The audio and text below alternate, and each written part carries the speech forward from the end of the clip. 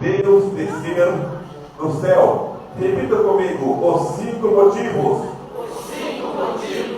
que fez Deus descer do céu. 5 motivos que fez Deus descer do céu. Embora muitas das vezes nós encontramos sozinho, ou seja, pensamos que estamos sozinhos. Aqui já foi cantado, já foi louvado, que Deus está conosco. Isso é bem verdade. Nós observamos um relato da Bíblia, ou seja, o primeiro motivo está registrado no próprio livro do Gênesis. A Bíblia diz que Deus criou o homem conforme a sua imagem e conforme a sua semelhança. E Deus plantou um jardim no Éden e ali colocou o homem que tinha formado, o homem chamado Adão. Adão estava no jardim do Éden. E a Bíblia diz que Deus, ele descia toda a viração do dia para conversar com Adão, para dialogar com Adão, para ter comunhão com o homem. Embora muitos perguntem, muitos às vezes se encontram com essa pergunta: para que Deus me fez? Para que Deus me criou? Quem eu sou diante de Deus? Aí está a resposta. Deus, ele criou o homem para que este viessem a ter comunhão com ele. Ou seja, o primeiro motivo que fez Deus descer do céu é para ter comunhão com a sua criatura. Louvado seja o nome do Senhor Jesus. Nós encontramos nas Sagradas Escrituras Deus chamando Abraão de amigo, ou seja, Deus descia do céu para ter comunhão com a sua criatura. Era uma amizade entre o Criador e a sua criatura. Nesta noite, neste exato momento, ele se faz presente em nosso meio, nesta igreja, para ter comunhão com os seus filhos, para ter comunhão com a sua igreja. Ele mesmo disse que aonde estiver 2 ou 3, ele também estaria conosco. Ou seja, o primeiro motivo que fazia Deus descer do céu, e também que faz até hoje, é Deus ele desce no céu para ter a tua amizade, para ter a tua comunhão. A tua amizade para Jesus é muito importante. Louvado seja o nome do Senhor Jesus. Esse foi o primeiro motivo que fazia Deus descer do céu. Descia para ter comunhão com o homem. O segundo motivo também está registrado no próprio livro do Gênesis. A Bíblia diz que Adão agora ele peca. Adão é expulso do jardim do Éden. E Deus começa a punir o homem, mas o homem continuou tendo comunhão com Deus. A Bíblia diz que Sete começou a invocar o nome do Senhor. Enos também foi crente, andou nos caminhos do Senhor, e assim por diante. Chegando-se nos dias de Lameque, a Bíblia nos relata que havia uma corrupção generalizada. E Deus disse: arrependam-me de ter feito homem. Mas antes, Deus faz uma observação. No capítulo 6 de Gênesis, e no versículo 9, está escrito: estas são a geração de Noé. Noé era varão justo e reto nas suas gerações. Noé andava com Deus. Encurtando a história, Deus manda o dilúvio sobre a face da terra para eliminar aquela corrupção humana. Mas Noé é preservado juntamente com toda a sua família. E Deus fala para Noé: Noé, sai da arca, Noé, tu, teus filhos, toda a tua família. E Deus dá uma ordem, a mesma ordem que o Senhor Deus tinha dado para Adão. Adão, aí está a terra, sujeitai a terra, dominai a terra, multiplicai, e aleluia, sobre a face da terra. A mesma ordem o Senhor Deus faz para Noé. Noé agora está incumbido de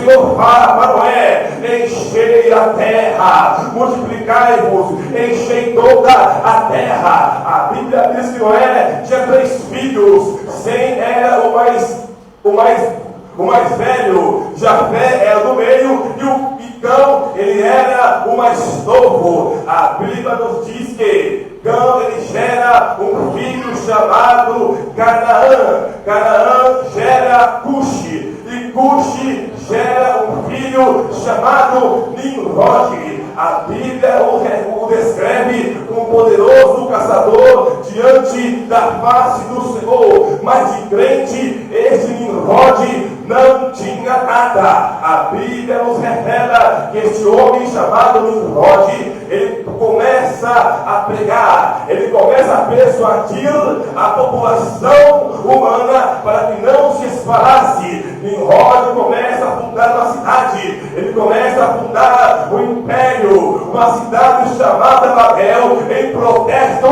contra o Senhor que tinha mandado o dilúvio sobre a face da terra. Mas o Senhor tinha dito: multiplicai-vos, enchei toda a terra. Este homem começa a pregar contra a ordem do Senhor, para que se um evento demandasse o dilúvio, eles fossem preservados. Ou seja, Deus começou a observar aquela situação, a audácia daquele homem e os planos de Deus, ou seja, a sua palavra não estava sendo cumprida. Deus começa a observar e Deus começa a conversar. A Trindade, o Pai olha para o Filho e o Filho também para o Pai, e também o Espírito Santo, observando aquela situação, dizendo: o homem está fazendo algo, agora não haverá restrição para o que fizer agora. Desçamos e os confundamos. Ou seja, o segundo motivo já está acontecendo. Deus, ele desce do céu para confundir os seus inimigos. Aleluia! Ele desce do céu para confundir os seus adversários, as pessoas que tentam o teu mal. Se tem alguém te perseguindo, se tem alguém cercando, armando armadilha contra a tua vida, sabe que hoje o Todo-Poderoso, ele desce nessa peleja, ele está confundindo todos os teus adversários, estão sendo confundidos nessa noite, e a vitória é tua. A vitória é da igreja. Quando você assim joga no palco, já comece a glorificar.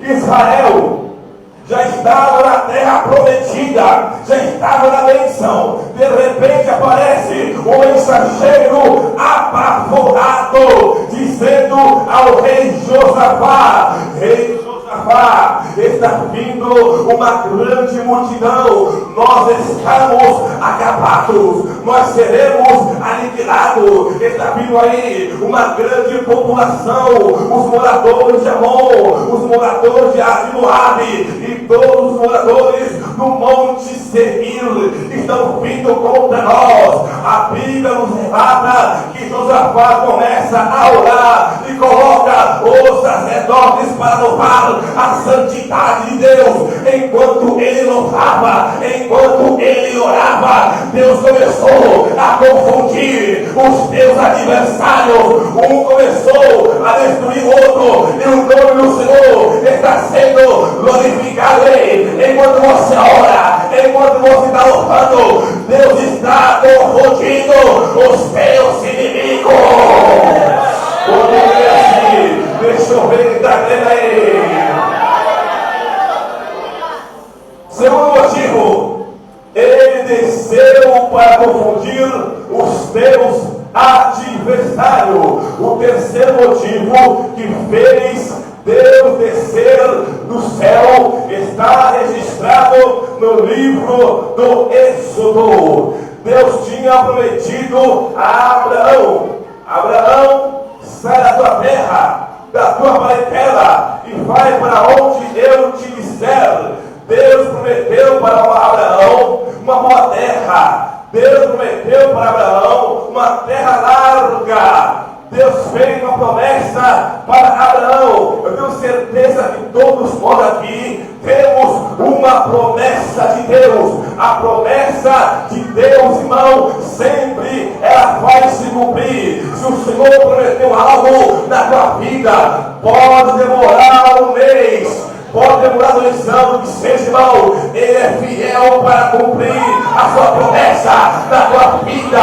Aquele é louvado que crente que tem promessa do Senhor não vai morrer enquanto o Senhor não cumprir a promessa. Palavras sobre palavras cai. Abraão está errante. O Senhor prometeu a Abraão uma grande bênção, uma bênção que iria durar para sempre. Abraão morre, antes gera Isaac, Isaac gera Jacó, Jacó vira Israel, e a convite de José, seu filho. Todos conhecem a história. José agora é governador do Egito e convida a sua família para ir morar no Egito. Uma família composta de 70 pessoas vai morar no Egito a convite de José. Israel era convidado no Egito, Israel chegaria, mas passando-se um tempo, os egípcios começaram a perseguir os israelitas. Os filhos de Abraão agora são escravos no Egito. Eles já não eram mais bem-vindos no Egito.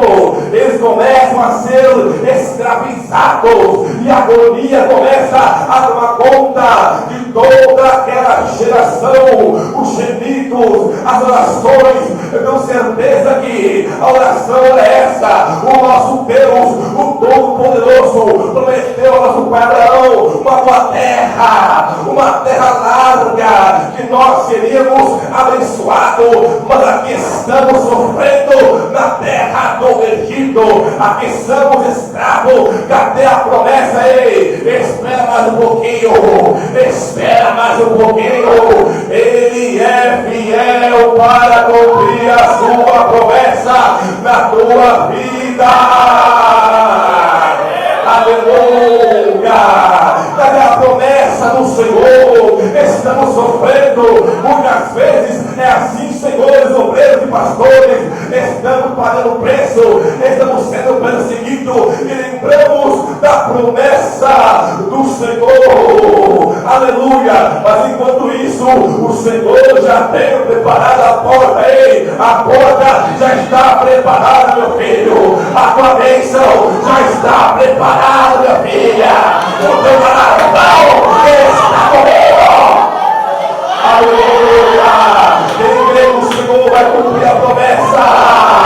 Quantos creem que hoje é noite do Senhor cumprir a promessa na vida de frente a mim? Já começo a sentir, já começo a ver a bênção do Senhor sendo concretizada na tua vida.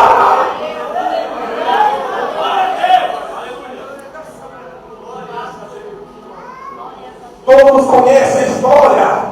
Deus lhe chama um homem chamado Moisés, da tribo de Levi. Moisés foi criado junto com a filha de Faraó, com toda a cultura egípcia. Moisés, um homem culto. Moisés, um homem pelo conhecimento de física, astrologia, matemática.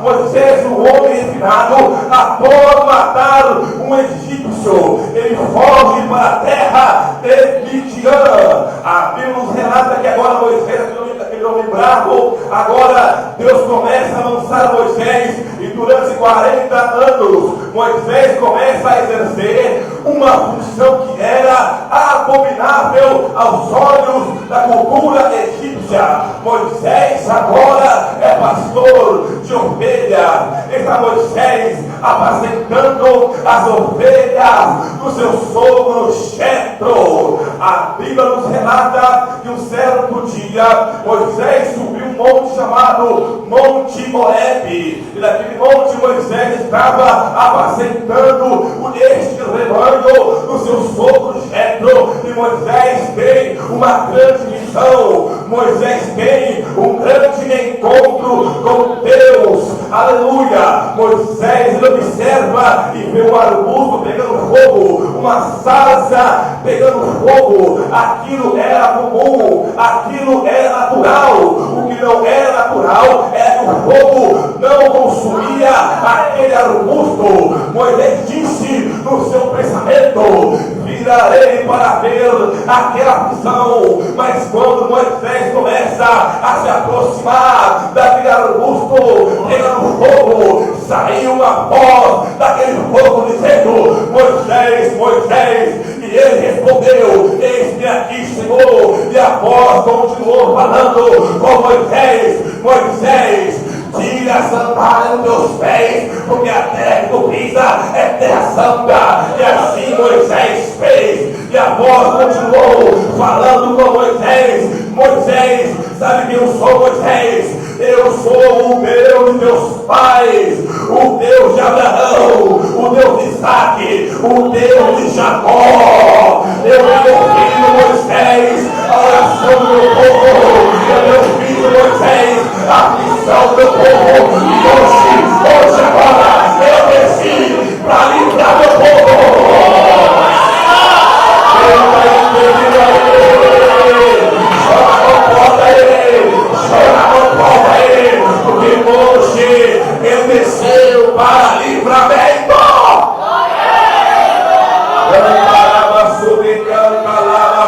Canta, ele desce para livrar essa peleja do Senhor. Quem persegue você, persegue o Todo-Poderoso.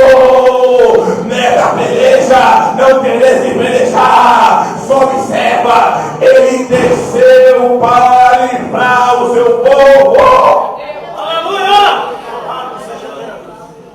Quantos creem que o Senhor desceu? Ele desceu para livramento. Ele coloca basta nesta situação agora. Ele coloca um fim nesta situação agora. Jesus chegou, meu irmão. Quando ele chega, algo tem que acontecer. O paralítico tem que andar. O mundo tem que dar glória. O cego tem que enxergar a glória de Deus. Sabe por quê? Porque ele desceu do céu. Quantos creem que o Senhor desceu? Ele desceu. Eu desci para livrar o meu povo. Este foi o terceiro motivo. O quarto motivo que fez Deus descer do céu está registrado no livro de Daniel. A Bíblia nos diz que Deus levanta uma nação ímpia, a nação babilônica, para castigar o seu povo. Israel tinha feito o que não era bom aos olhos do Senhor.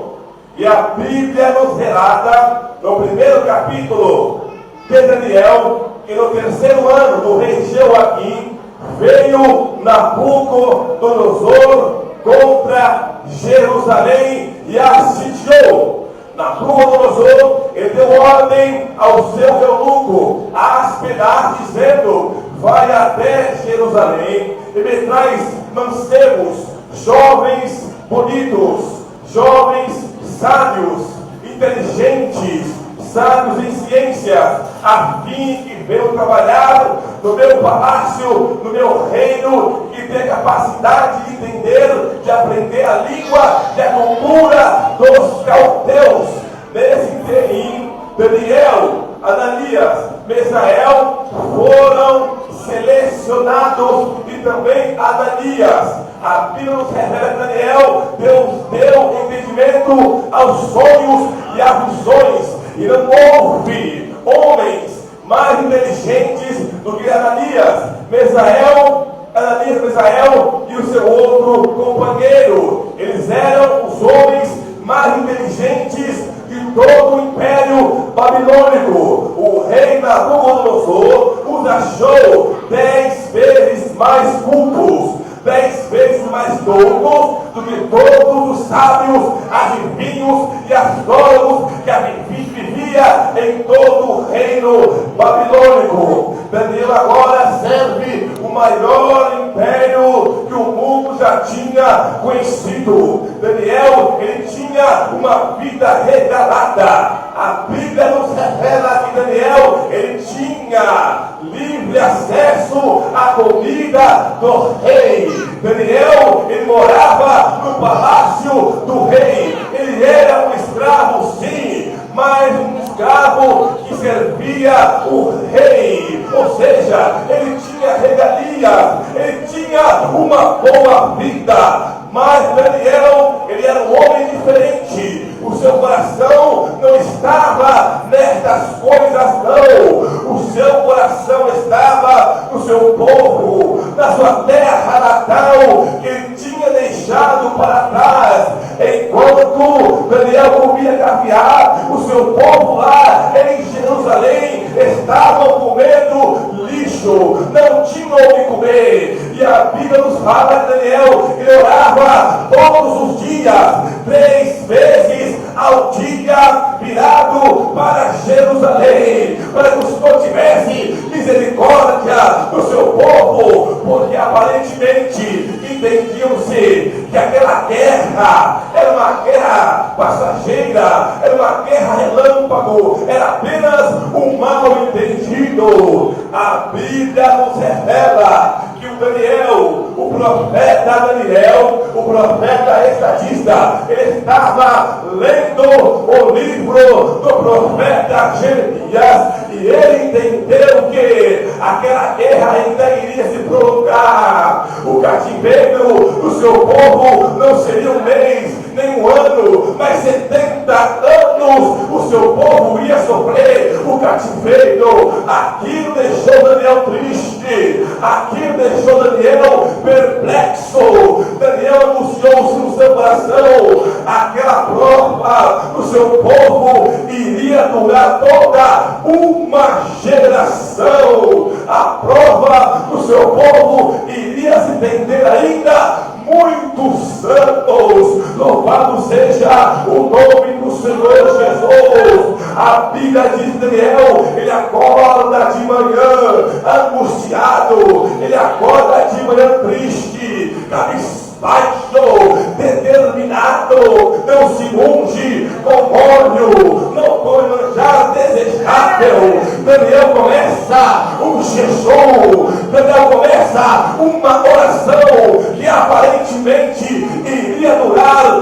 meia hora, que iria durar uma hora. Aquela oração, aquele jejum se estendeu 24 horas, passou-se um dia, Daniel jejuando, Daniel orando: Senhor, tem misericórdia do teu povo, perdoa o teu povo, Senhor.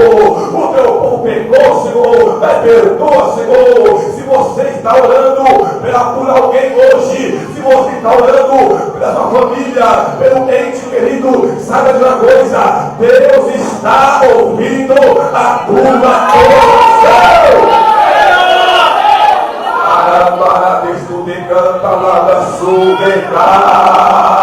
Deixa eu ver quem está orando aí. Deixa eu ver quem está orando aí.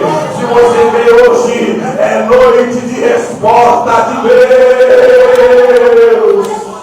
Hoje é noite de Deus responder a tua oração.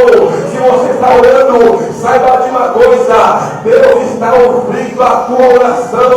Ele tem contemplado as tuas lágrimas, Ele tem visto as tuas lágrimas. O teu jejum chegou ao coração de Deus e hoje Ele vai entrar com providência. Deixa eu ver quem está tendo aí. Olha só, e agora,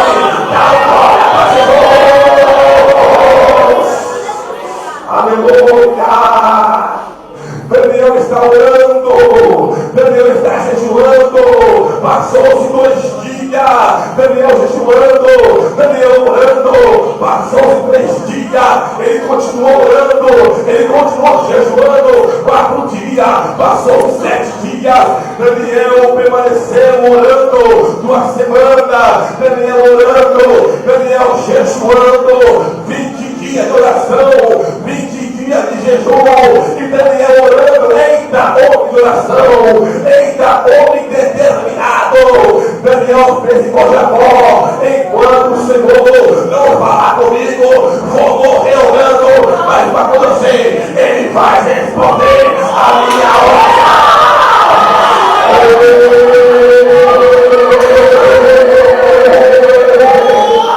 Aleluia, aleluia. Eu estou sentindo aqui a presença do Senhor.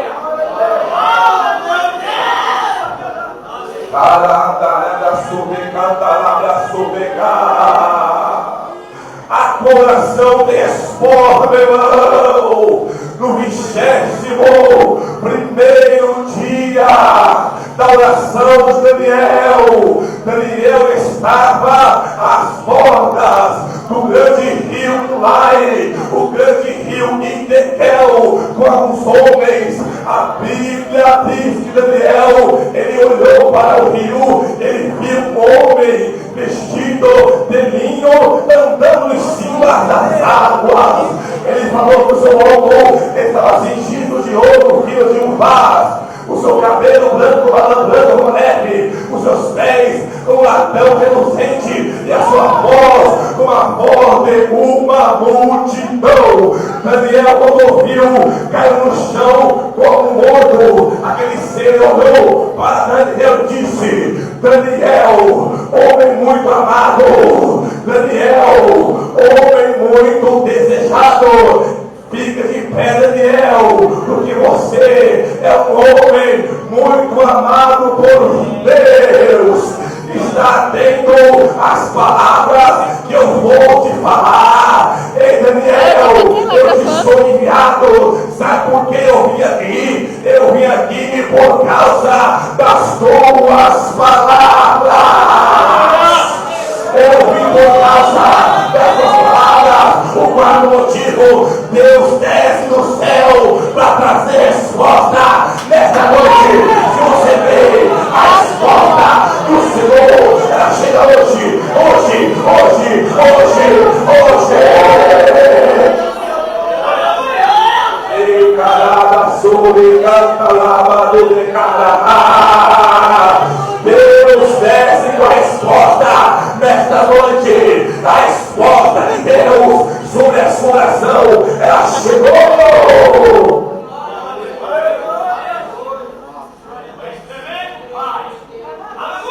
Primeiro motivo: Deus desce para ter comunhão com a igreja. Segundo motivo: Ele desce para confundir os inimigos da igreja. Terceiro motivo: Ele desce para livrar a sua igreja. Quarto motivo: Ele desce para responder a oração da igreja. A igreja está orando, Ele desceu do céu, aleluia, para responder a oração de Daniel. Para finalizar, por um tempo, o quinto motivo que fez Deus descer do céu. Jesus aparece pregando: arrependei-vos que é chegado o reino dos céus. Jesus levanta 12 apóstolos para que viesse dar continuidade ao seu ministério. Jesus começa a instruir os seus discípulos dizendo: vocês estão observando a perseguição. Eu sou odiado, e não é o servo maior do que o seu Senhor. Se a mim me perseguiram, também perseguirão a vós. Antes odiaram Jesus, antes perseguiram Jesus, e tem crente que acha que não vai ser perseguido nunca. Tem crente que acha, porque ele prega, porque ele ora, o mundo vai amar e comprar, meu filho. O mundo vai te odiar. Jesus morre, ao terceiro dia ele ressuscita e levanta, ou seja, antes de ver a promessa, ficar em Jerusalém Jerusalém, até que do alto sejais revestido de poder. Acontece, ou seja, depois de 10 dias que Jesus ascende ao céu, cumpre-se a promessa de Jesus, vem o Espírito Santo revestindo os apóstolos de poder, de autoridade. Agora os apóstolos fazem as obras de Jesus. Aonde Pedro chegava, havia cura, havia libertação, o morto ressuscitava. Mas tem uma coisa, as palavras de Jesus talvez não foram, não seja lembrada. A Bíblia nos revela que Pedro, ele foi crucificado de cabeça para baixo. Tiago morreu ao fio da espada. Nós lemos aqui um versículo que foi escrito pelo apóstolo João, o mesmo autor do livro do Apocalipse. O próprio João começa a relatar a sua história. Eu, João, que também sou vosso irmão e companheiro da aflição e no reino, eu estava na ilha chamada Patmos por causa da palavra de Deus. A pregação de João não só incomodou o vizinho da esquerda, não. A pregação de João, o seu testemunho, não só incomodou uma nação, não. A Bíblia fala que todo o Império Romano, o maior império que o mundo já conheceu, o imperador Domiciano, ele se levanta contra a vida do apóstolo João, um velhinho já com mais de 90 anos de idade, e coloca João exilado no cativeiro na ilha de Patmos, para que João parasse de pregar que Jesus é Deus, que Jesus morreu e ele ressuscitou. O imperador Domiciano, ele achou que podia parar o ministério de João. Eu quero vos falar uma coisa: ninguém pode parar o teu ministério, não. Ninguém pode parar a igreja de Jesus, não. Ninguém pode parar a boca dos profetas do Senhor, não. Lá estava o apóstolo João, exilado, já com 90 anos de idade, na ilha de Patmos. Provavelmente João, ele mesmo, como ser humano, achava que era o seu fim, o seu ministério já tinha terminado. João esperava somente a morte chegar. Acabou-se tudo, vou morrer aqui nesta ilha. Deus me abandonou, aqui estou, eu preguei a palavra do Senhor, eu fiz a vontade do Senhor, e aqui estou sozinho nesta ilha. A Bíblia nos revela, meus irmãos, que um dia denominado um dia do Senhor, num dia de sábado, João, um bom judeu, estava orando, estava consagrando ao Senhor. Naquele dia, João, ele ouve uma grande voz, como de trombeta, que dizia: João, o que fez? Escreve no livro que envia para 7 igrejas que estão na Ásia: a Éfeso, a Esmirna, a Pérgamo, a Tiatira, a Sardes, a Filadélfia e a Laodiceia. João, quando se virou para ver quem falava com ele, João viu 7 castiçais de ouro, e andando e caminhando no meio dele, ele viu um semelhante ao Filho do Homem, vestido até seus pés, com vestido comprido e cingido pelo peito um cinto de ouro. A sua cabeça e cabelos eram brancos como a lã branca, como a neve, os seus olhos como chamas de fogo, os seus pés como Natal reluzente, e a sua voz como a voz de muitas águas. Ele também tinha na sua mão direita 7 estrelas, e da sua boca saía uma espada aguda e 2 fios, e o seu rosto era como o sol, quando na sua maior força resplandece. E ele ser chamado Jesus, ele está aqui também, ele passeia a igreja. Começa a sentir, ele está andando na igreja. parada sobre catalada, sobre catalá. João, quando vê, ele cai no chão como um morto, mas aquele ser, o Todo-Poderoso, Jesus, o Rei dos Reis, que nunca abandona ninguém, que sempre está conosco na alegria e também na dor. Ele pega o apóstolo João, que se achava sozinho, que achava que ia morrer, pela mão direita, e o coloca de pé, lhe dando uma palavra de conforto. João, não temas, João, eu sou o primeiro, eu sou o derradeiro, eu fui morto, você presenciou, mas aqui estou, eu vivo para todo sempre. Na minhas mãos está a santa morte, você só vai morrer quando eu quiser. A primeira palavra quem dá sou eu, a última palavra também quem dá sou eu. E eu digo assim, você vai ainda me mandar pronto, você vai prosperar, a tua história vai começar agora. Eu estou abrindo a porta agora, João, entra, se você quer, comece a entrar nessa porta, porque desceu no cativeiro agora. Quem está sentindo aí?